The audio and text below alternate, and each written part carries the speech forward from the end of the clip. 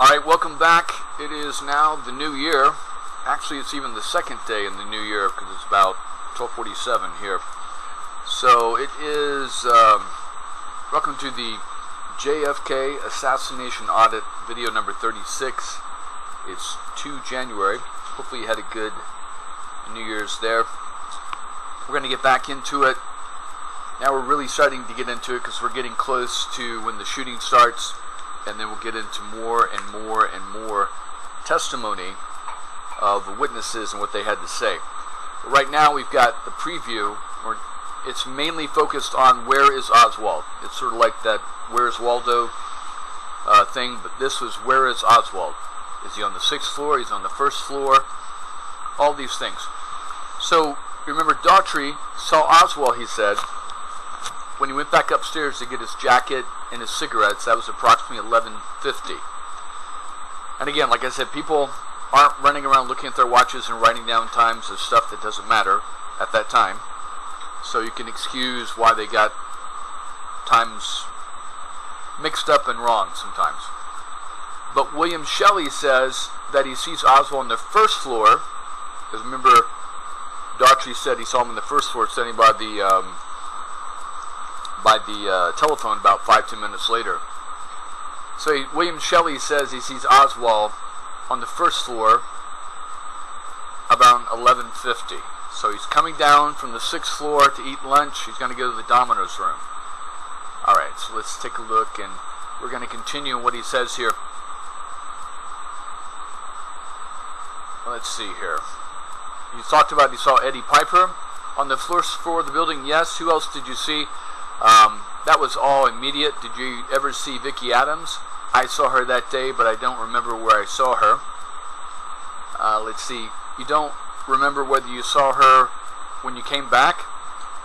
It was after we entered the building. Now, the reason they're talking about Vicki Adams, okay, is because he's talking about when he came back into the building, did he see Vicki Adams? Vicki Adams is on the 4th floor.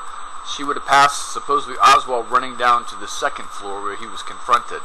So he's trying to place that Vicki Adams, Mr. Ball is trying to imply or place Vicki Adams on the 1st floor before the shots. Okay? You don't remember whether you saw her when she came back? It was after we entered the building. You think you did see her after you entered the building? Yes, sir. I thought it was on the 1st floor a while after that. Now, did the police come into the building? You see, he knows she works on the 4th floor, so she went back up to the 4th floor after that. Okay, but he did see her on the 1st floor because when she heard the shots, she comes down. We're going to go over her testimony too. Now, did the police come into the building? Yes, sir. They started coming in pretty fast. Did you go with them in any place? Yes. Mr. Truly left me guarding the elevator, not to let anybody up and down the elevator or stairwell, and some plainclothesmen came in. I don't know whether they were Secret Service or FBI, or whether they wanted me to take them upstairs, so we went up and started searching the various floors. Did you go to the 6th floor? Yes, sir. Were you there when they found anything up there? Now, don't forget, William Shelley is the 2nd under Mr. Truly. He's actually like the 3rd, but there would be Mr. Truly and then William Shelley and then everyone else, you know, Oswald, Frazier, all under Mr. Shelley. Okay. Were you there when they found anything up there? I believe I was on the 6th floor when they found the gun, but we were searching all parts of the floor. So think of this. You got a crime scene. You got these policemen searching all over the 6th floor for a rifle that they don't know it's there, but apparently someone told them to look for a rifle. And then you've got this civilian who's helping them in the search. Kind of odd, huh? Anyway. Now, did you find any chicken bones up there or see any? Yes. I went up later on that day. I believe, after we had gotten back from City Hall with someone, and I don't remember who it was, one of the officers, and they got them. They did what? They got the bones. Where were they? They were on the 3rd. Yeah, it would be the 3rd window from the southeast corner. So What he's talking about is there's a wall of boxes between the so-called sniper's nest, and there's 2 windows there. And then there's the 3rd set of windows where they found the Dr. Pepper bottle and the chicken bones. And we're going to go over that because somebody was eating up there earlier. And were they in a sack? Laying on a sack. Laying on a sack? Yes, sir. With a Coke bottle sitting in the window. Did you see any other chicken bones any place around there? No, sir. That's all. That's the only ones. That's all. Did you see anybody eating fried chicken on that floor that morning? Now, of course, it's not a Coke bottle. It's a Dr. Pepper bottle. It wasn't in the window. It was on the floor. At one time, I think I did, but Charles Givens was the guy that was eating, and he was further on over towards the west side, and he was eating a sandwich, so he says. Now, you say that you thought you had seen someone had eaten fried chicken that morning. I thought I had. These colored boys are always eating chicken. Wow. Not really a stereotype, huh?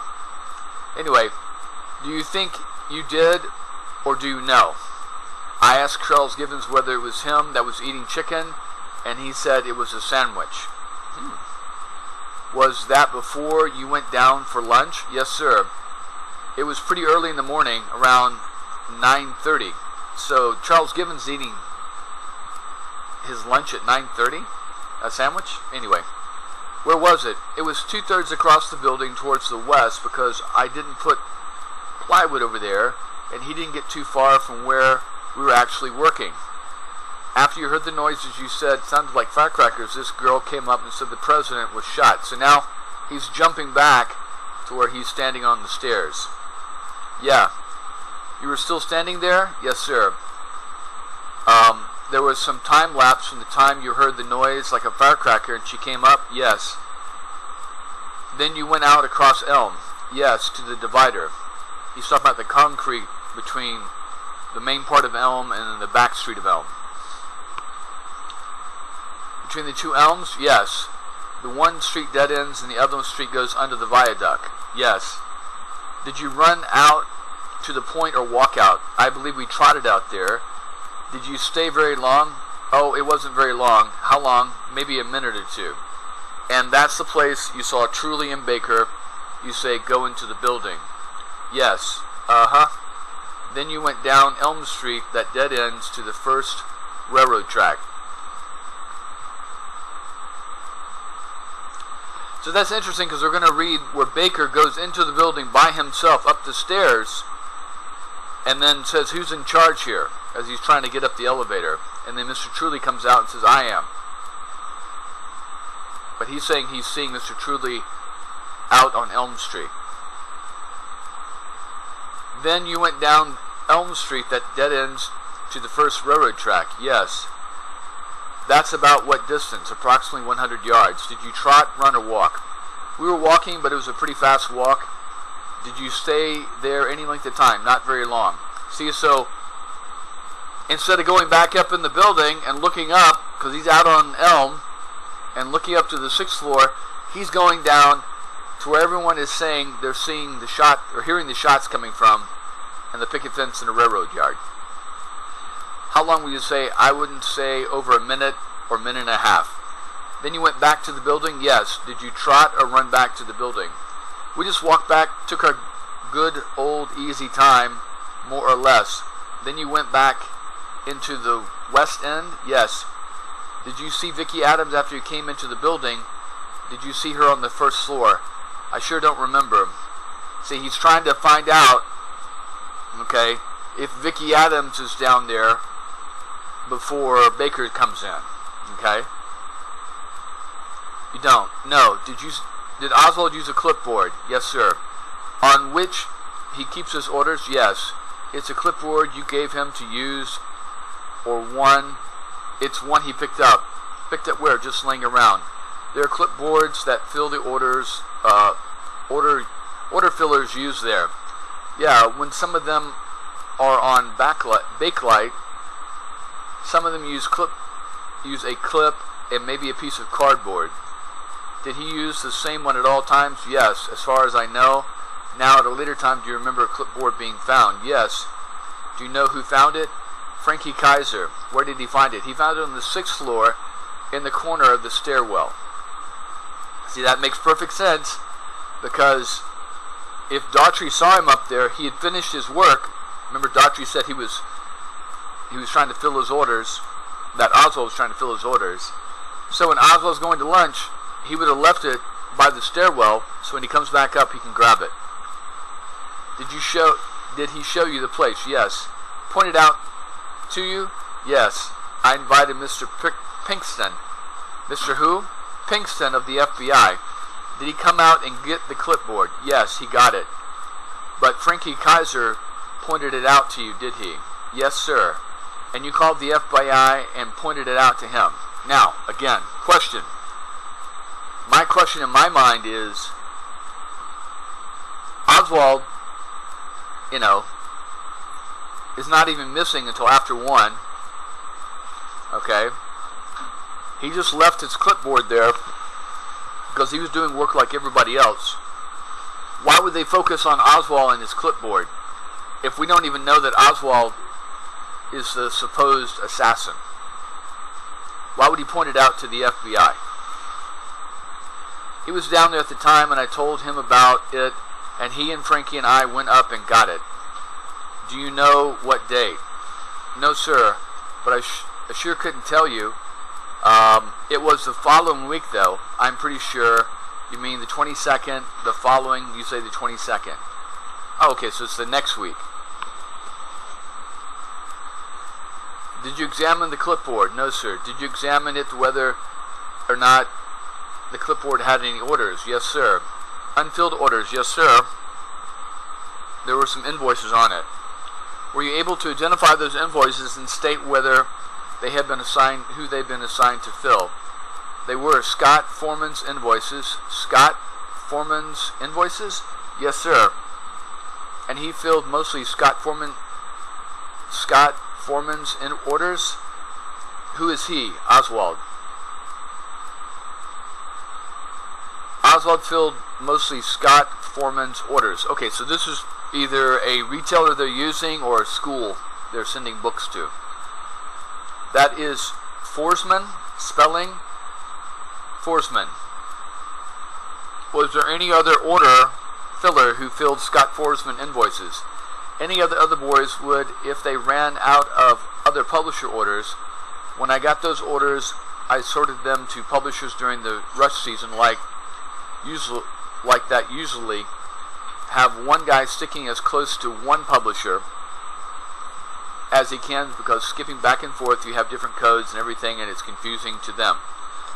So in the morning, would you assign all Scott Forsman to Oswald on that Friday morning? He already had orders and was working when I got there. He bad? Or had? Yes. Who would determine what orders they would get? When we ran out of orders, they got to one of the boxes and got orders for Scott Forsman. He had been trained for Scott Forsman. Would orders be assigned the day before? No, sir. We don't definitely assign them to anyone. The boys know what they can fill best, and as long as they're putting the work out, I want to know how a man working on Scott Forsman, supposedly Oswald, came to work on Friday morning. Tell me what the routine would be. Would he follow? Where would he get the orders he was to fill? He would go to the order desk and get them out of the box marked Scott Forsman. They would have Scott Forsman on it? Yes. Is it the only one in the morning when he got... Wow, they're just going over all kinds of nonsense here. I'm going to skip down because, it's obvious Oswald was working. He left his clipboard because he finished working and went to lunch. This is total nonsense.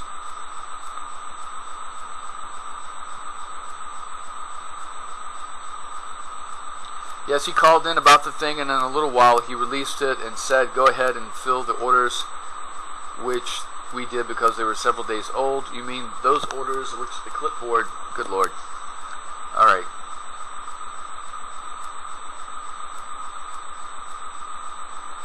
Alright, hold on one second.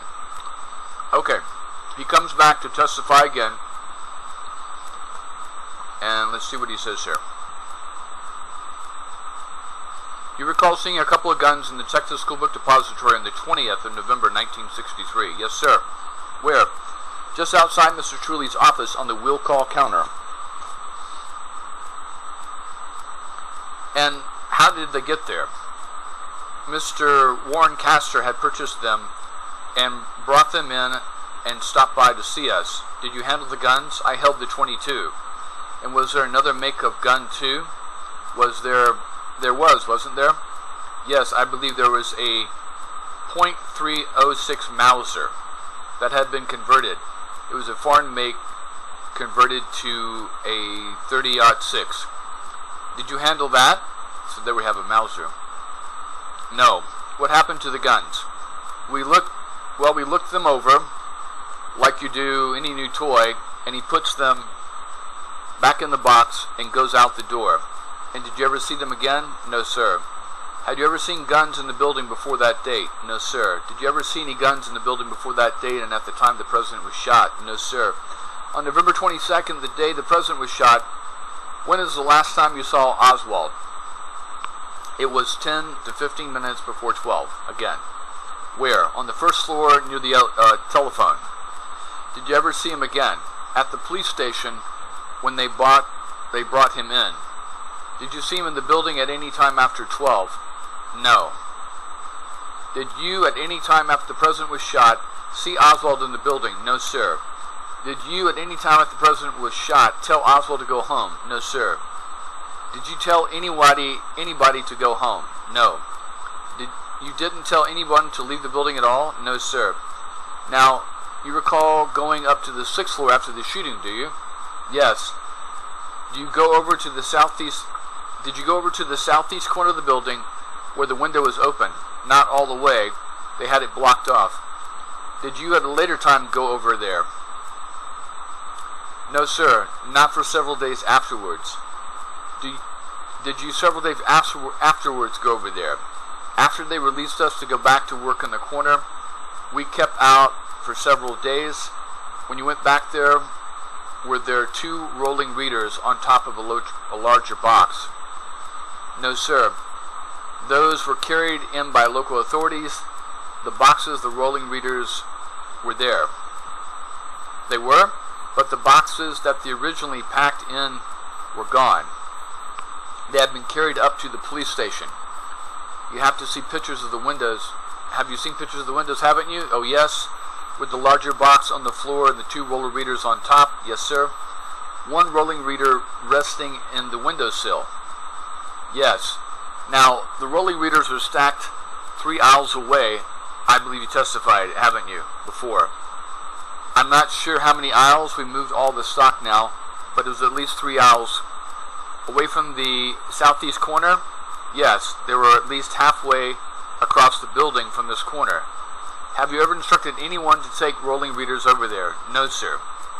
Would it be unusual for 2 rolling readers to be out of the stack and over there? Very unusual, because they're different size cartons from everything else. You mean from everything else in the southeast corner? Well, from any box on that floor. They were? Yes. They were little boxes. The rest of them were pretty good size. And again, I hate to sound stupid here, but nothing would prevent anyone else beside Oswald from moving those boxes over there. So just because they're over there doesn't mean that Oswald had moved them over there. Anyway, alright, so we're going to stop there and we're going to move on. Alright, so I just came across this. Like I said, I watch all these videos, I go through all these YouTube sites, and I just literally read and watch everything. Well, you can't do that, but I watch as much as possible, okay? So, there's always charlatans out there, okay? Everywhere. People willing to, I don't know why, risk their name and their face and their reputation just to get a little piece of the pie, okay? especially when it comes to the Kennedy assassination. There are plenty of them out there through the history. Gordon Arnold, Ed Hoffman, the deaf mute. These are my calls that they're charlatans, okay? There's other people that believe them. I personally don't, okay? I've gone over with their testimony, and we'll go over all their stuff later, and they're just all full of shit, okay? And I got some other ones. So on the right here, I've got people that are definitely full of shit, or just charlatans, grifters, all these kind of guys. Like this Portsman guy who's in Dallas at Dealey Plaza talking about how, John F. Kennedy's going to come back from the dead with a big ass hole in his head at 5 years old now. I'm going to come back and endorse Trump for president in 2024. Well, if he could do that, why wouldn't he have come back when he was a little younger, back in 2016, endorse Trump for president? Or maybe 2020, endorse Trump for president. But no. He's definitely going to come back in 2024, out of the grave, zombie JFK. You're going to come back and endorse Trump for president. And then, JFK Jr., who died in a plane crash, they found his body, in the ocean there with his wife inside the plane, strapped inside the plane. He's supposed to come back and run as vice president with Trump in 2024. Now, all this just a bunch of crap. And, Portsman or whatever the hell his name is, runs around. He started off at Dealey Plaza, 2021? Last year? Maybe a year before? I'm not sure exactly when all this shit started going down.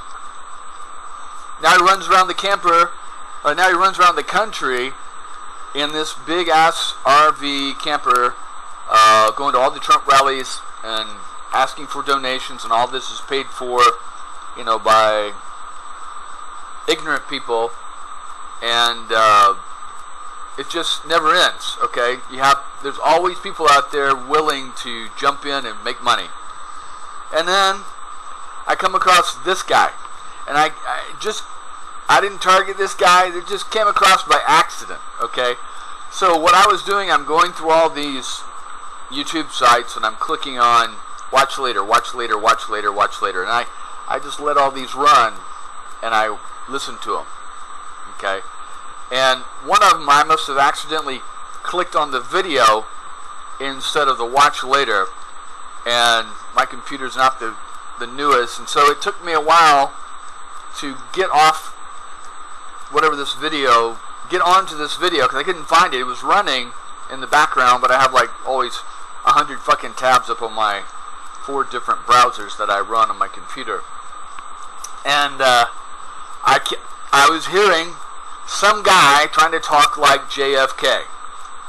We go to the moon because it's not easy, because it's hard. I can't do a JFK accent, but this guy was seriously trying.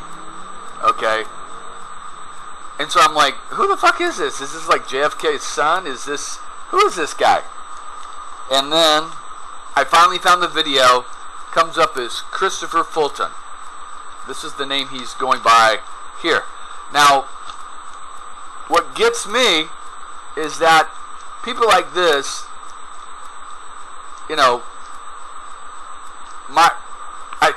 being my age, 56, I have developed, like it or don't like it, a fucking sixth sense of spotting bullshit.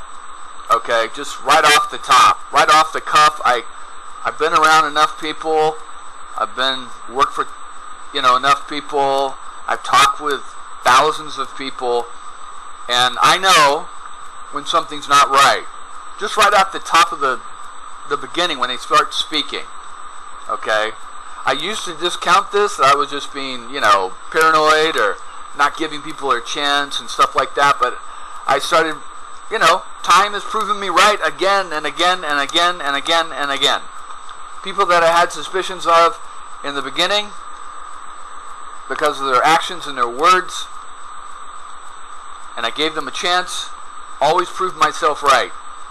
And I hated that. I hated not being able to give someone the benefit of the doubt, because I would always want someone to give me the benefit of the doubt. But over the years, especially the last 10 years, I've come to appreciate it. It's like a cop's sixth sense, okay? The hair on the back of my neck stands up. I get just feeling in my head that something's not right about this person, and I'm always right. Always. Not because I'm brilliant. It's just experience. You talk to a couple of thousand people. You interact with a couple of thousand people in your life. Maybe tens of thousands of people. And, there's only a couple of ways, as my dad says, to skin a cat. And it's the same thing every time. Okay? People are going to fall into certain categories of patterns of personalities, the way they do things. Okay? And grifters and liars, okay, always stick out. At least to me. Trump was obvious. Of course, there are other people that lie to themselves because they hear people say things that they want to believe are going to happen. Just like with this Portsman guy, and just like with Trump, they cling to people like that because they're telling them what they want to hear. Trump doesn't give a shit about the poor people. He doesn't give a shit about immigration. He just latched on because they did a study. Trump and his team, they're not stupid. They did a study to figure out what are the key hot button issues for the Republicans so they can get the nomination. And that's what they found out, and that's what Trump latched onto. And you notice in the whole 4 years of Trump, he never offered any solutions. He never solved anything. He never stopped anything, not once. But he pounded, you don't have to solve things to some people. You can just say you're for things, and then they'll vote for you, because there's a lot of fucking stupid people, okay? That's another thing I've learned. We've all learned the last, what has it been? God, going on 9 years? No, so 7 years since Trump showed up. 8 years. There's a lot of fucking stupid people in America. Okay? About 70 million of them.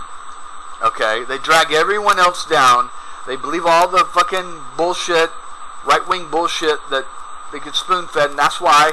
And you see the turn in the Republican Party when Trump got on, and Republicans would usually have some kind of common sense and not talk bullshit and lies.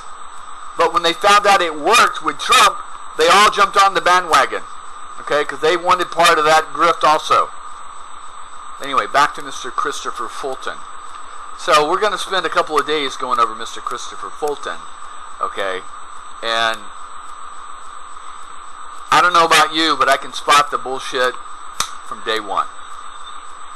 Maybe you're not as tuned in as I am, but dude, you can't get nothing by me. Okay? I'm telling you. I hate it. It took me a while to grow into it, but I know exactly what's going on. Even people speaking in different languages, I know from their body movements and from their eyes and their body language and their tone of their voice. I can tell. So, nobody gets past me. It's impossible. Okay? I'm not being cocky. I'm just right. That's just the way it is. That's a fact. It's a hard lesson I had to learn, and I fought myself against it for years. But finally, it just came 10 years ago. I finally just gave up and started accepting it. That's just the way my brain works and my mind works, and I can spot it. It's not something psychic. It's just like police intuition from years of experience. Because like I said, there's only a certain, maybe 15, 20 different types of personalities in the world. And believe me, baby, I've met them all. I've heard them all. Okay? And when you got lying grifters like Proxman and Trump and Chris Fulton, they scream out to me. Okay? So here we go. We're going to get into Christopher Fulton. Another thing that's disappointing is that people inside the JFK community who are supposedly truth seekers and, basically seeking out the truth of what happened, can't spot this guy from the very beginning. Now you got one guy who feebly, you'll hear him ask about a certain couple of things, but they just give him the run. Oh, wow, you're so brave. Oh, wow. It's like fucking bullshit. Okay, first thing, right off the top, baby, listen to his voice. I'm going to jump ahead and tell you that Chris Fulton was born and raised in the Washington, D.C. area, and they don't have Cape Cod, Boston accents like JFK there. They don't talk like that there. And you can hear a little bit, if you listen closely, of his southern accent, Virginian accent, when he breaks from his fake JFK mold. And the thing you got to ask yourself in this video is, why the fuck is someone from Virginia faking a JFK accent in his presentation? Why is that?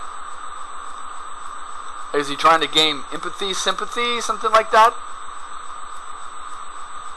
I don't know why the deal is that, but to me that says if you're disingenuous like that from the very beginning, you can't be trusted. Okay? And then he's obviously dyed his hair fucking blonde. Look at his 5 o'clock, 9 o'clock shadow he's got on his fucking face. It's all black hair. So why are you faking a JFK accent and then you got blonde hair and then this is not even your real fucking name? Okay? Christopher Fulton is not his name. Okay? So we're going to listen to his bullshit. I'm going to make comments along the way, because if you listen to what he says, it's just like Trump. As a matter of fact, he even talks about Trump. Okay? But what he's doing is he's telling people at this conference what they want to hear, what they want to believe. Okay? That it was this and it was that, and these people were involved, and they were trying to get me and trying to come after me. And again, this guy is almost my age. He's like 58. Maybe I think he might even be my age, or maybe a little bit younger. We're in the same fucking group. That means we were adults in 1984. But yet you hear him talking about shit when Ronald Reagan was president and he was on secret missions. I mean, come on. A 22-year-old? Ronald Reagan ended his presidency when I was 22. Okay? So this is total bullshit. Nobody my age is going to have any secret whatever about what happened to the JFK assassination. Okay? And I'll jump ahead again. Apparently what happened is that he says he has some kind of secret information he received from Mrs. Lincoln, who was the secretary of JFK. And how that worked was Johnson got back to the White House, wanted to get moving immediately into his office. He wanted his own secretaries that he was banging. He didn't want some old fart Mrs. Lincoln there. So he told Mrs. Lincoln, get JFK's shit out of the Oval Office. You got like till 6 o'clock or 7. And she panicked and went in there and grabbed everything she could. Okay. You think RFK would be over there, but anyway. And then she grabbed her stuff and then she exited with what she had. And then other people came in later and got other things. And so there was a watch. Okay. And then apparently, I guess, she tried to sell things along the, in the last 50 years, or between the 60s and the 90s before she died. Okay. And, she's an old lady. She's trying to sell off stuff to get a little extra money. And then whatever's left over, she gives to her son. Her son sold the watch.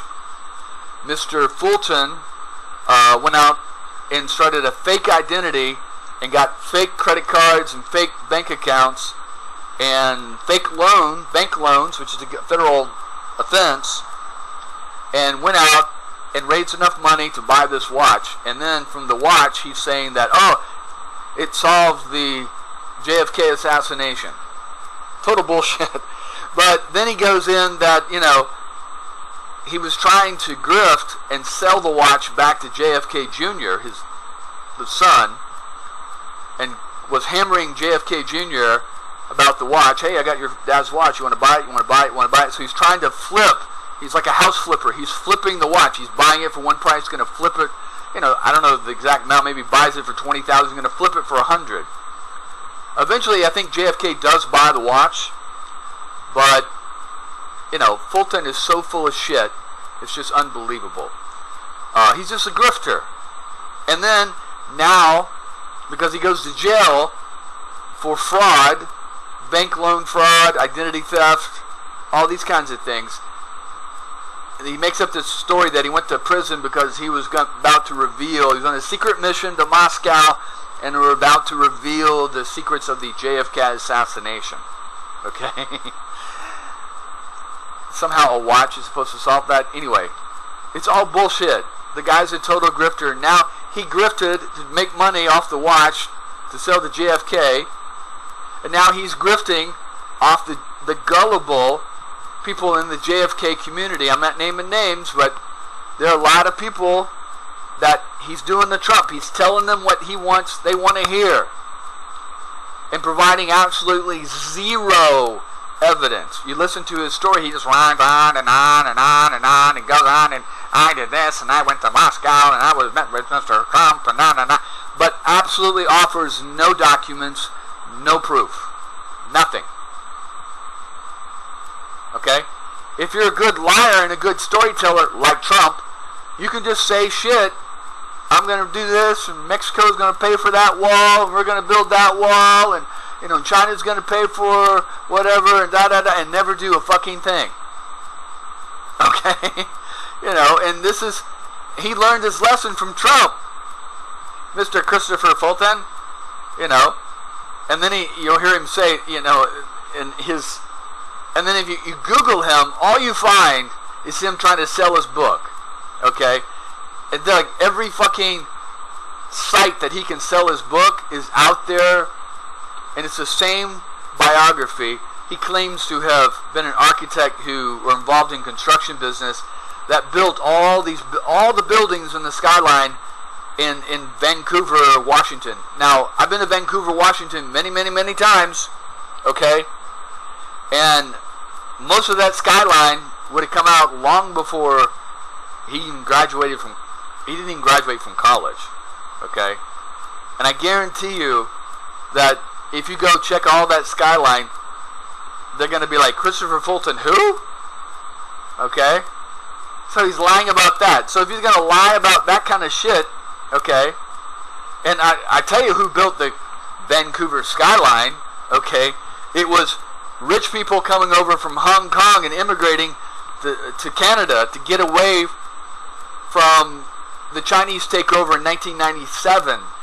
They brought their money with them, and they invested it in Vancouver and in Canada, and that's where the skyline was built. It had nothing to do with Mr. Christopher Fulton. Okay?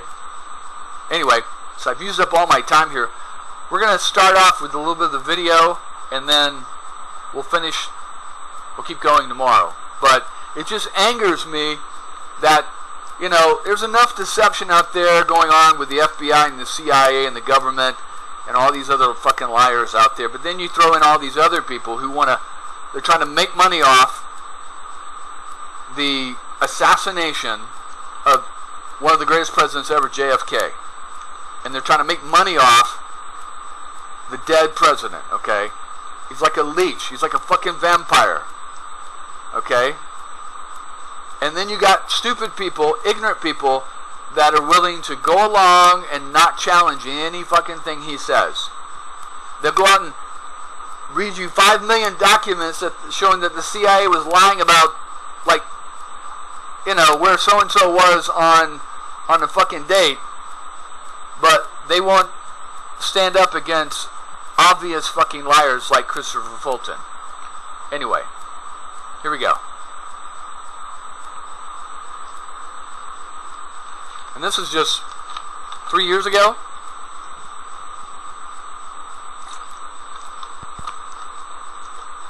There he is. You see?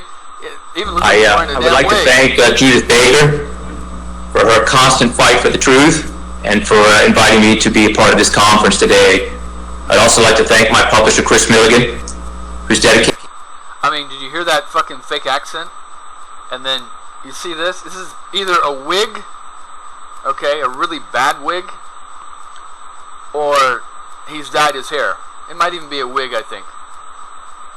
Because look at this. See, he's got that 9 o'clock shadow. He's definitely dark-haired. Anyway.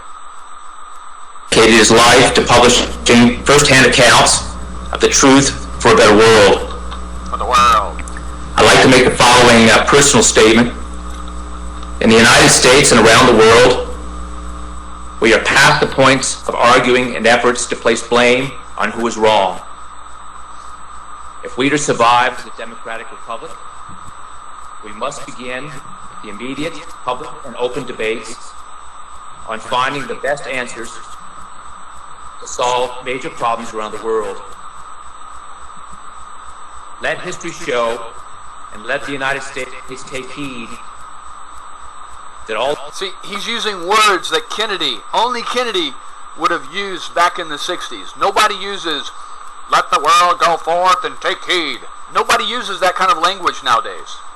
Nobody speaks like that in a normal conversation. Okay?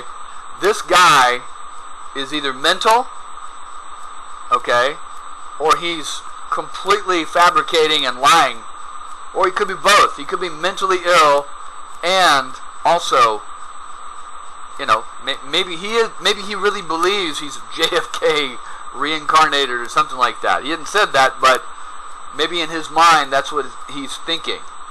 Okay? But there's just something seriously wrong with this guy to be talking like that, like John F. Kennedy did. You go to Boston today and people don't speak like that now. Okay? Because we're more cosmopolitan. Okay? The accents have gone down because people go to movies, they watch TV, and it's more of a West Coast accent. Okay? Like me, I grew up in the South. I had a really heavy accent growing up in the country and just east of Atlanta. But when I moved to Oregon, I definitely started losing my accent, okay? Because you can't take phone calls and hold on to your job, you know, talking like this. Hey, how's it going? Thanks for calling so-and-so bank. How can I help you today? I wouldn't hold a job like that, okay? So I practice getting rid of my accent, and this guy's obviously practiced listening to JFK's speeches. I mean, it's just fucking obvious. Nobody uses the word, the world shall take heed. You know, nobody uses that expression anymore. So either the guy's mentally ill, or he's practiced this, he's a complete liar. All that man can build was not destroyed from outside, but within.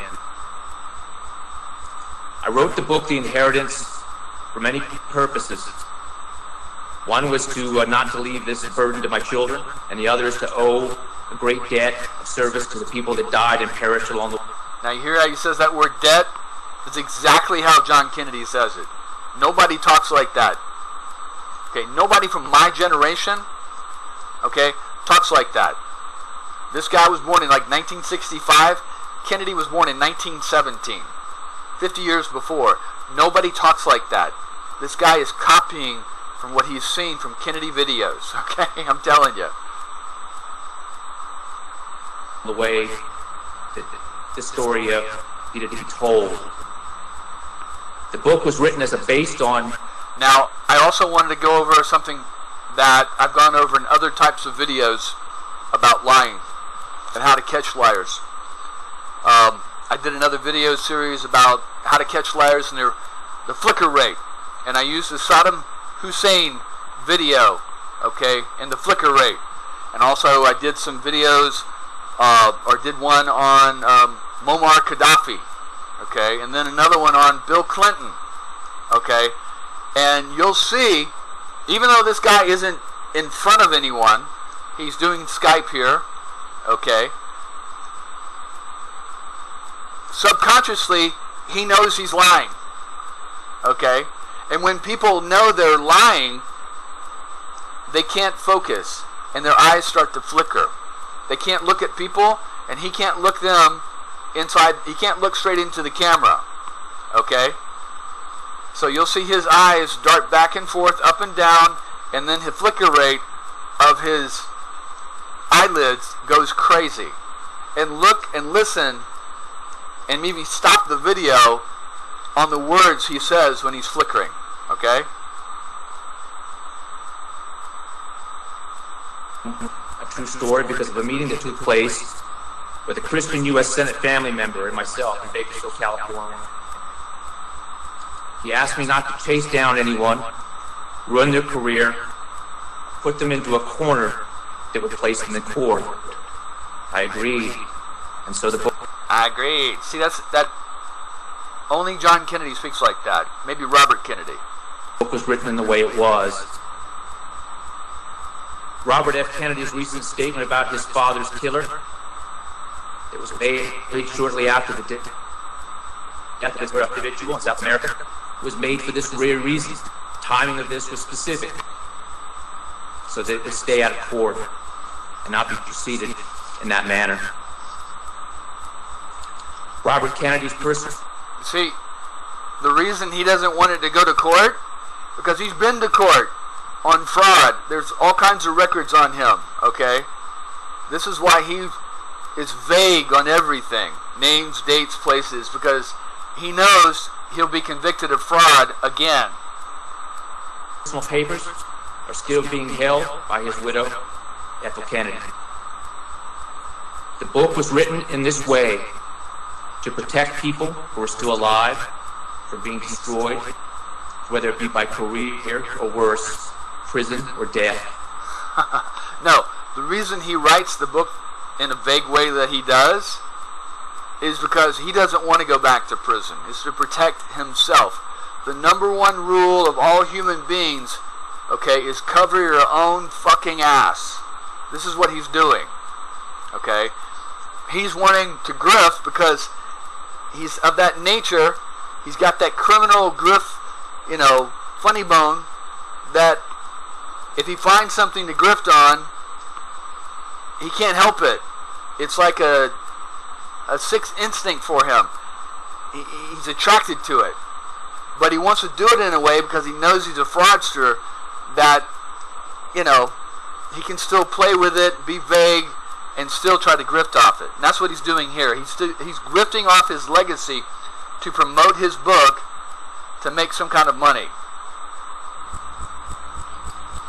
In 1997 and 1998, there was a push to open these matters of the Kennedy brothers' assassinations to the world. I was chosen to go to Russia due to the fact of family members, which I had, that work within the Pentagon and the National Security Administration, and my family members that work within the Russian government itself. So, again, you got to ask yourself, if that happened, why would they pick you? Okay?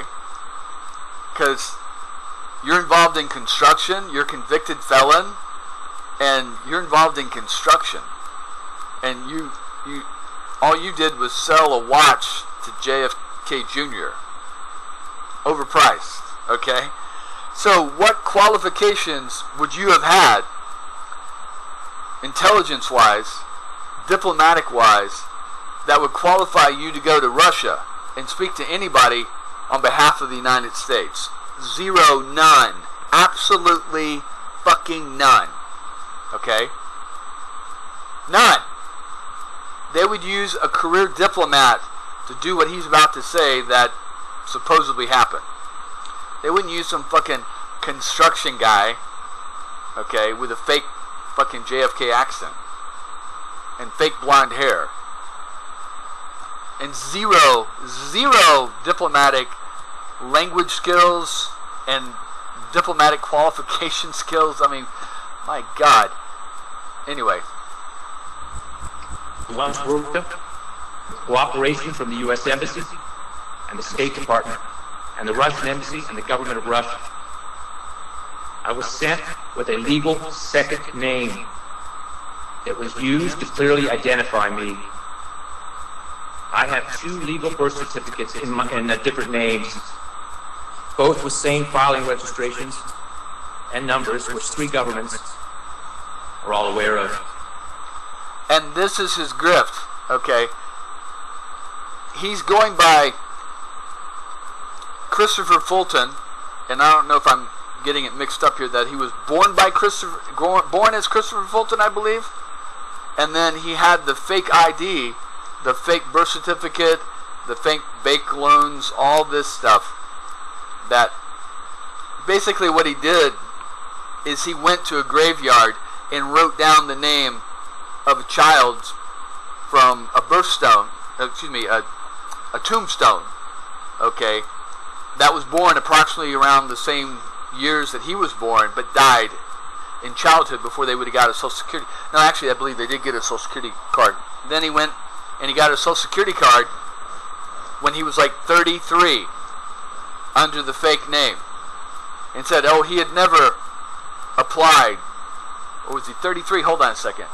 It would have been 1993 minus 1966. He was about 27, 28. Okay? And said he had never worked under his Social Security number. Well, that's a red flag right there. That's how you get caught. Okay? You're 7 years old and you're applying for a Social Security number.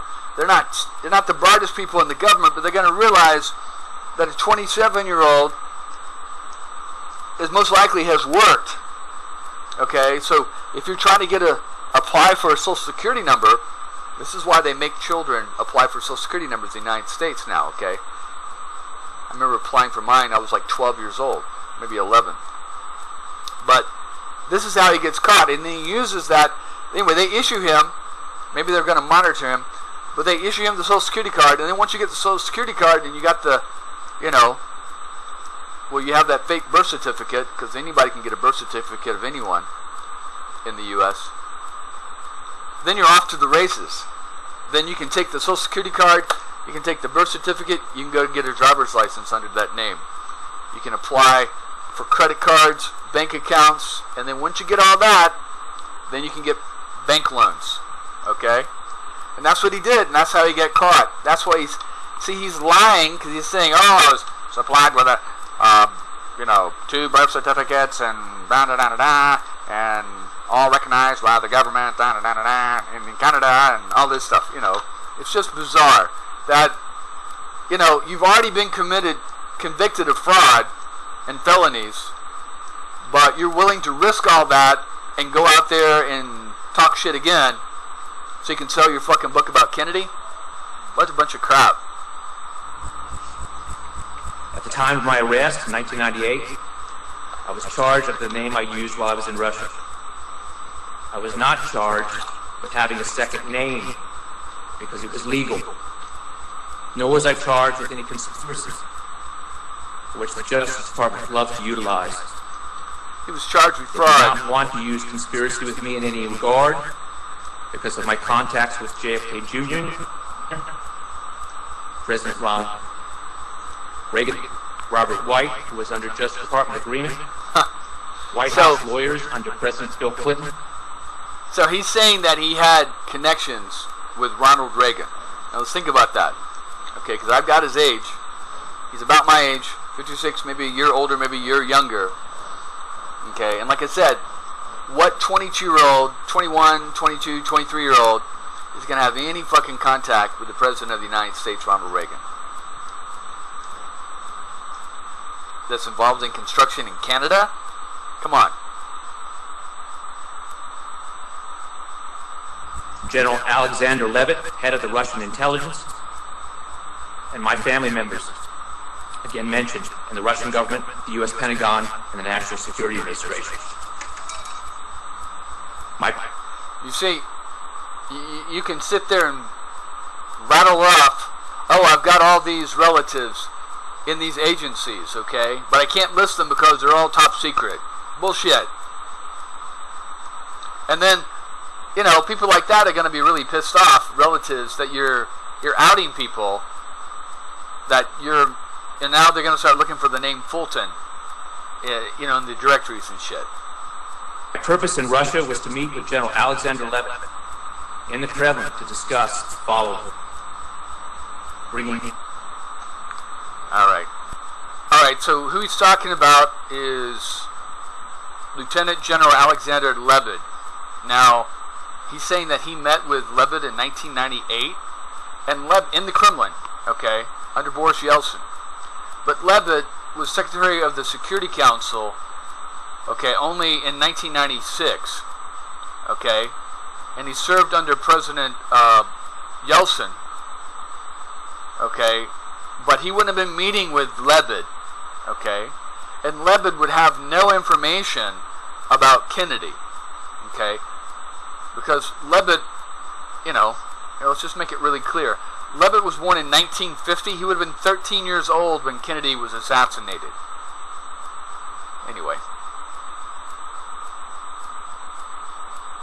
God almighty. Microsoft and Bill Gates and Donald Trump, Donald American business interests into the Russian government bloc itself to open discussions, full disclosure with the cooperation of the Russian government of the Kennedy assassinations from their side and from what has been exposed to us. See, this is all bullshit because Yeltsin met personally with Clinton, President Clinton, back in the 1990s and handed over the complete KGB file on Oswald. Gave him everything. So why do they need this fucking grifter loser from Virginia with the fake JFK accent to go over there and discuss what Clinton and Yeltsin discussed between themselves? And there's even video of Yeltsin handing Clinton the Oswald files. Okay? He gave him everything they had. Okay? So why would Fulton be meeting with this General Levitt, who's not in the government at that time, at the Kremlin, talking about things that he doesn't really get into detail about, when Clinton had already met Yeltsin and he'd given him the information already? This was in an effort to win over the American public and to stop the CIA's propaganda that Russia is the antagonist of democracies around the world. If President Kennedy and Khrushchev had not worked together, the United States, Russia, and China would have suffered catastrophic nuclear war. See, here's another thing he seems to forget, is that China didn't have any nuclear weapons in 1963. They didn't develop their first nuclear weapon until like the late 1960s. Okay, so if there had been a nuclear war between the United States and Russia, okay, see, this is, you can tell the education level of this person is not very high, because he doesn't know what he's talking about, okay? And at the time of Kennedy's assassination, okay, this is one of the reasons why he got assassinated, that the level of tension between the Soviet Union and the United States was on the decline. Okay? Alright. But see, you're going to hear him say these things that these people, and the gullible people in the JFK community already believe, that the CIA is manipulating everything and trying to get us into a war, like they're trying to do in Ukraine and all this kind of bullshit they're saying, and that, oh, Russia's just misunderstood and they're really good guys, and it's the hawks, the CIA, and the right-wingers in the United States that are trying to get us all killed by this nuclear war, which may be part true, but, Russia's not an angel, okay, so let's not be naive here, especially now with fucking Putin. My experiences were pre-Edward Snowden, and at that time, I would have been near impossible to approach the American public with this information without support of the government or someone like JFK Jr. So, here's the thing that gets me, okay? So he says that he was working for the government. Clinton sent him over there, okay? But then he gets arrested, okay, and charged with all these fraud and crimes and sent to prison, okay? Who's in charge of the Department of Justice and the prosecutors in the federal government, the President of the United States. So why would Clinton send him to Russia, work out whatever? He still doesn't, he has no evidence, no facts, no statement. Okay, he went to Russia, but for what? He met with Levitt for what? What did you get from Levitt? There's nothing. This is what I got from Levitt. Oh, you want to find out? Read my book. It's all in my book. Oh, I can't tell you here over the Skype, but just read my book. It'll tell you what I got for Clinton over there. But then he comes back and he's in Canada, supposedly building all the skylines in Canada, and the same government of Clinton, Justice Department, arrests him and sends him to prison for years and years and years. 1998. How's that possible? My sentencing times were not fully explained in the book as I've written them, due to the need for compression. The enormous amount of information which I was involved with, the volume would have been so large, I don't think anyone would be able to carry it. See, that's another expression that Kennedy uses. To carry it. Okay, that he just copied that right from Kennedy. Okay? And again, what is it? What let us see the volume. Let's just see some of the whatever it is that's in this. Would have been the volume would have been so fucking large no one could carry it. Okay, make it 2. Make it 3 or 4 volumes. Have one come out every year. Make it 5 volumes. Okay, you'd be even more rich. You'd have 5 books out there instead of 1. Okay, that right there tells you it's bullshit. It's a nothing burger. It's like the Twitter files. It's a nothing burger. It's a lot of hype, a lot of bullshit, and nothing's there. Because if there was something there, don't you think he'd be using it? For example, and again, what would the Russians have about the Kennedy assassination of Oswald, whether he's a lone nut or whether right-wing people did it? What would the Russians have that we wouldn't already know? Okay? Because I've read the Russian files, I've read the Russian KGB files on Oswald, and he was a nut. He was boring. Okay? I've read the files where they sent agents out into the woods when Oswald's out there with his fucking gun and he couldn't shoot worth shit, and they were afraid of getting shot themselves by Oswald because he couldn't hit anything. I've read the files. Okay? I've read the studies and I've seen the video where the KGB did its own study and came to the conclusion that, Oswald didn't commit the assassination. So what additional did Mr. Fulton get that he couldn't write about because it would have filled volumes of books? Too large to carry. What is it, Mr. Fulton? Read your book. Oh yeah, that's right. The one that doesn't have all the information because it would be too large. God almighty. People really eat this shit up. That's the thing. It's like, it's like anticipation. That ketchup commercial. Anticipation. And the guy's sitting there with a ketchup bottle and he's squeezing the ketchup bottle, just waiting for that ketchup to come out. And just waiting, and the tension's building in the commercial, waiting for that ketchup to finally come out. And finally the ketchup comes out and it's no big deal. Okay? If you had information, you would have said it. If you had information that was important to the JFK and assassination and solving it, you would have put it in your fucking book. Okay?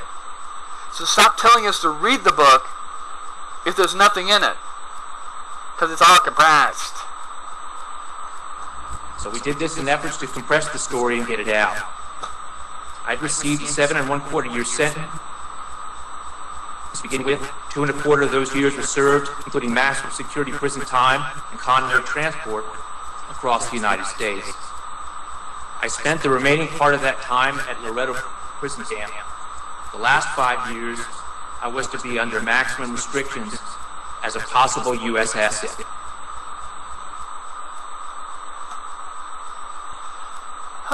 Okay. Federal Correction Institute, Loretto. Federal Correction Institute, Loretto is a low-security United States federal prison for male inmates in Pennsylvania. An adjacent satellite prison camp houses minimum security male offenders. It's operated by the Federal Bureau of Prisons, a division of the United States Department of Justice. FCI Loretto is located in Allegheny Township, Cambria County in southwest Pennsylvania, between Altoona and Johnstown. As of 2016, most prisoners have sentences related to illegal drugs. As of that year, the average sentence length is 12 years, and some prisoners have life sentences. Okay, and then we'll go on here. Let's see.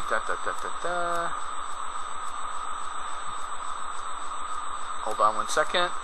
So if you're convicted of espionage or some kind of crime related to that, I'm not going to send you to a minimum security prison, my friend. Alright. In 2012, the New York Post, several other media sources reported that Cameron Douglas, the son of film actor Michael Douglas, had suffered a broken leg after being assaulted at the prison. Cameron Douglas was serving a 9-year sentence for drug trafficking and was located in Central 1 Unit.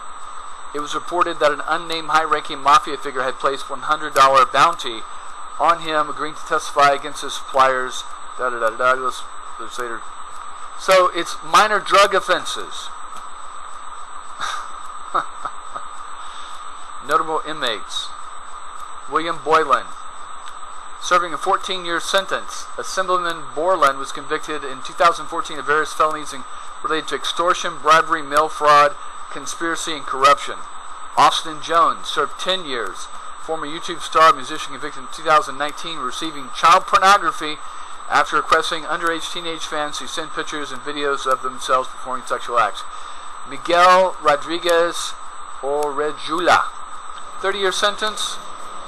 Co-founder of the now defunct Cali cartel, responsible for as much as 80% of the cocaine brought into the U.S. in the 1970s and 1980s. I wonder if this is that guy that was in that Below movie with Johnny Depp. Anyway, so you see it's mostly bribery and drug-related offenses. There's John Rowland, governor of Connecticut. Oh, here's a former CIA officer. Yeah, former CIA officer pled guilty in 2012 to violating the Intelligence Identities Protection Act for disclosing the name of another officer involved in the agency's program to hold and interrogate detainees. Let's see, what else we got here?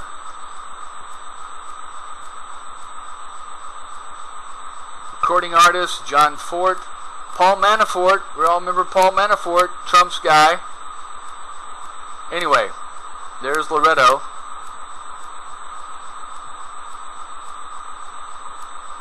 I agreed to be released following those 2 and 40 years, but I left the United States at the recommendation of my attorney, as I did. He agreed to be released? No, dude, they don't just, do you want to get out? Oh, yeah, sure. No. They let you out when you're ready. When they're ready to let you out, not when you're ready to be let out. Didn't want to be used in this capacity any longer.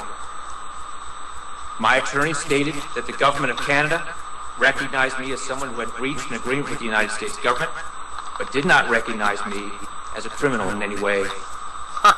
An attempt was made on my life while I was in Canada, and it was almost successful. Following that attempt, I was put on the FBI's most wanted list and immediately arrested for extradition back to the United States. Why? They just let At you that out. time, I sent 3 notarized sworn statements, affidavits, of the evidence of President Kennedy's murder in my possession to the What Attorney evidence? General, my lawyer, and President Bill Clinton. What evidence? List your evidence. State it. Oh, wait a minute. I know. Read your book.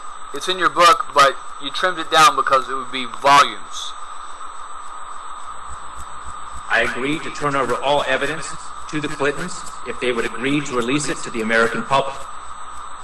They wrote to me in prison and respectfully declined my offer. So, let's think about that for a moment. if you went in 1998 to Russia to meet with General Levitt to get whatever information about Kennedy that you're not talking about, and that would have taken up volumes, and then you get arrested by Clinton's Department of Justice and sent to prison for 2.5 years, and this is 1998, that would put you past when Clinton was president. Okay? So how can you be writing Clinton and they decline when they're not president? And notice how he says they decline, like the Clintons are a co-presidency. At that time, following that response, I went ahead and acquiesced to the government's request for my extradition. They added 3 years to my sentence, which was maximum by statute for not reporting and doing their bidding. I spent that time at Lewisburg Penitentiary and Lewisburg Camp. I fought for over 1 year with the Justice Department and the CIA while in maximum security with Charles County Detention Center over President Kennedy's secret White House recordings from 1962 and 1963 up to the time that he left for Dallas. And again, I've heard this part too. So supposedly, Charles Fulton, not only the Watch, got a hold of some recordings that Kennedy made in 1962 and 1963. A lot of people have already heard these recordings, so how could he get possession of them? He's not copying them off the internet. Anyway, what would any of that evidence, what would any of those recordings have to do with proving the assassination of Kennedy? Did Kennedy know his own? Was Kennedy talking about his own assassination in 1962? So, whatever this evidence is, okay, that, oh yeah, you got to read the book, it's in there. It's definitely not going to be in the Kennedy tapes that you're talking about from 1962 to 1963, because Kennedy wouldn't be talking about his fucking assassination, his own assassination. Okay, now if you told me that you had tapes of E. Howard Hunt or some other person, Sturgis, Patrick Hemming, somebody else, Johnson, of them recorded discussing the upcoming JFK assassination, I would more likely buy it. But JFK, any recordings you have of JFK from 1962 to 1963 are going to have nothing to do with his assassination, my friend. These recordings were kept by Evelyn Lincoln, President Kennedy's personal secretary, and were reviewed by Robert Kennedy for his investigation into his brother's murder. These recordings were not government property and were not national security reviewed. I beg to differ. I beg to differ. Okay? So, anything the president writes down, records on, uses, walks on, wears, whatever, unless it's his personal, his wallet, his watch, his pen, his suit, belongs to the people of the United States. Because Kennedy didn't buy that fucking tape recording. That was purchased by the government. Okay? So just like these White House files that Trump, the top secret files, the nuclear files, he took from the White House and made copies and sent off to all his, Putin friends and Saudi friends. That wasn't his to give. And the same thing with these tapes. Okay, the only reason maybe you got them is because Evelyn Lincoln got them, and she also got in trouble for taking things that should have been given and handed over to the National Archives. Okay, so you were selling property that didn't belong to you. And now you're trying to make it into that has something to do with solving the Kennedy assassination? Bullshit. Following the Justice Department's threats against my family and the fact that they would let me rot in a maximum security prison rather than let me be in an open courtroom to discuss this with the American people, I made the threat of releasing these recordings to the American public. This was in 1999, just before John F. Kennedy Jr.'s death. So, okay. Let's see here. Either he's confusing his own timeline, or I don't know. So let's go over it again. So 1990, I'm just going by what he says. That's all I'm doing.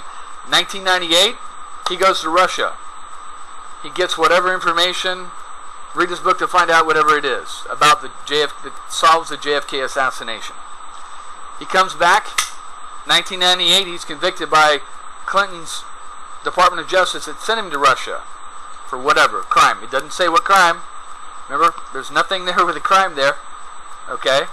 Let's see the document. Let's see the court records that show what crime you were convicted of. They don't just grab people off the street. Where's the arrest record, my friend? Okay? You went before a judge. You know, there's habeas corpus. They gotta assign something. Where's the grand jury testimony? Okay, to bring you to trial. You know, where is that? They can't just grab you off the street and throw you in jail and, you know, not have a grand jury look at the information and charge you. Where is that grand jury testimony? Where is that judge, you know, scheduling that date? Where's the transcripts for the trial? Okay. Where's the jury? Who are the jury, you know, that appeared at your court case? And where's your attorney? Okay. What's the name of your attorney that defended you at this case? And where's the conviction paper showing that you're being sent off to prison for whatever the charge is? You haven't even mentioned what the charge might be. Espionage? I mean, what were you convicted of? And then you go off for 2.5 years, and then you agree to release you, and they go to Canada, and then they arrest you again. So you're into 2000, 2001, but now you're saying in 1999 you threatened to release some tapes of JFK recorded in 1962, 1963. Get your story straight, my friend, because your timeline doesn't match up. Doesn't match up at all. The Justice Department agreed to put the CIA for the Bush election. An agreement was reached that they were aware of my involvement with the materials that had been classified by them in our possession in 1998, and likely more would be classified if they could get them in their possession, as they were attempting to do so in the Fourth Circuit. So there, now we have a court. Fourth Circuit, people, go to work. All you got to do is go down to the Fourth Circuit clerk's office, look for Christopher Fulton or whatever your name is back then, and you're going to find something. Because like I said, you just don't end up in prison out of the blue in America. There's a whole process. You get arrested by the FBI. There's an arrest rap sheet listing the charges. The district attorney, the federal prosecutor is going to go before a judge, and you and your attorney are going to show up there, okay? And the federal prosecutor is going to say, we're charging with this and charging with that in violation of this code, in violation of that law. They're going to list out the charges. They're going to have them written down. The judge is going to look at those, okay? And then they're going to go before a grand jury, and they're going to present evidence for a reason to charge you. Okay? Because the judge just set your bail, or maybe he says, oh no, you're not going to be held on bail. Put him back in jail. And they're going to go to a grand jury. And the prosecutor's going to go for the grand jury. They're going to present evidence to the grand jury. The grand jury's going to ask questions. You're going to have witnesses at the grand jury. Okay, and then the grand jury's going to say, okay, yeah, we agree. Let's charge him. And they're going to all vote on that. And there's going to be a record of that with the clerk of the Fourth Circuit. And then they're going to schedule a trial date. And you're going to go to trial. And they're going to have a jury there. And they're going to go through the jury selection. And your attorney, whoever that is, is going to be, asking them questions. How do you feel about this? How do you feel about that? And they're going to pick, their jurors they like. And then the prosecutor's going to pick his jurors that he likes. And his list. And then the judge is going to, get his 12 and then his, 3 or 4 alternates. And then they're going to schedule a trial date. You're going to go to trial. And the prosecutor is going to present his evidence. You violated, members of the jury. Mr. Christopher Fulton violated this federal statute. Okay? And here's the evidence we have and the witnesses we have that show how you violated it. And here's all the evidence. We're going to lay out that evidence. I'm going to bring in some, some witnesses too. And then hopefully if your attorney's doing his job, he's going to challenge that evidence. He's going to challenge those witnesses. He's going to ask them questions. There's going to be a whole fucking transcript of this at the Fourth Circuit. And then the jury's going to go, after they make their final argument, going to go, and they're going to debate, they're going to deliberate on this. And they're going to come back with the, with a conviction sheet. And the clerk of the court of the Fourth Circuit is going to read that to the judge, or the judge is going to read it. He's going to ask the jury, is this how you agreed? Yes, you did. Okay, great. Then boom, you're convicted. And then it doesn't end there. Then you're going to come back, and they're going to have witnesses testify why you should get a certain amount of time for doing this and violating that and violating this. Okay, and the judge is going to listen to it, and he's going to go, and he's going to come back, and there's going to be a whole transcript of saying, yes, Mr. Christopher Fulton, I sentence you to 2.5 years for a violation of the whatever Secrets Act or whatever federal statute. You can't just, we don't like you, so we're going to send you to jail. No, it doesn't work that way. There's a whole fucking process. So where are your transcripts, Mr. Fulton, of this process? Where are your documents showing I was charged with this charge? I was prosecuted by this prosecutor. My defense attorney's name was this, and he can back it up. Where is that? Oh, it's in your book. That's right. I'm sorry. Just buy your book and we'll know it all, right? What a bunch of crap. Like I said, I'm 56 years old, but I didn't fall off the fucking turnip truck yesterday. Okay? I know, I'm not even a fucking lawyer, and I know that there's a whole process. What's the name of the arresting FBI agent who arrested you in Canada and extradited you back to the United States? Where's the extradition order from the Fourth Circuit to the Canadian government, okay, and their Attorney General in Canada? Where is a copy of that, of the extradition? Where, Mr. Fulton? There's all kinds of paperwork out there. Like I said, we don't live in a fucking vacuum, okay? You don't live in a vacuum.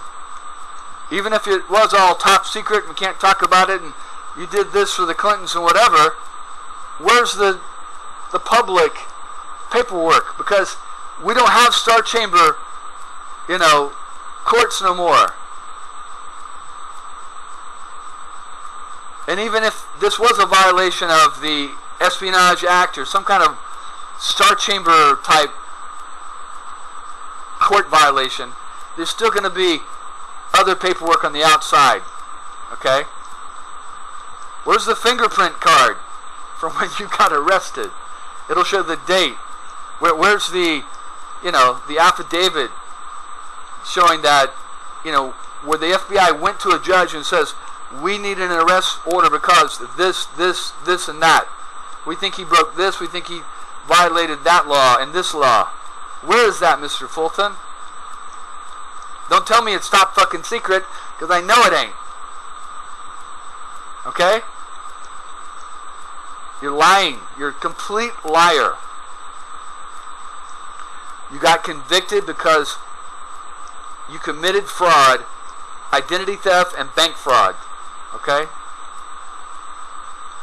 If you committed any kind of Espionage Act, they wouldn't send you to a minimum security drug prison, okay? Pretty fucking simple.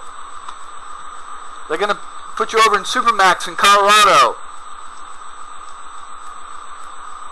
Anyway, Sorry, ranting on about this guy. Just really angers me that people can't see through the bullshit, just like the 70 fucking dumbass Americans who voted for Trump can't see his bullshit coming a mile away.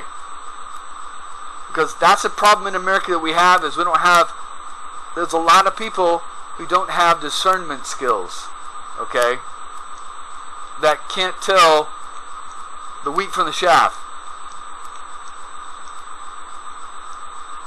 Anyway, Mr. Fulton, we'll continue with you tomorrow.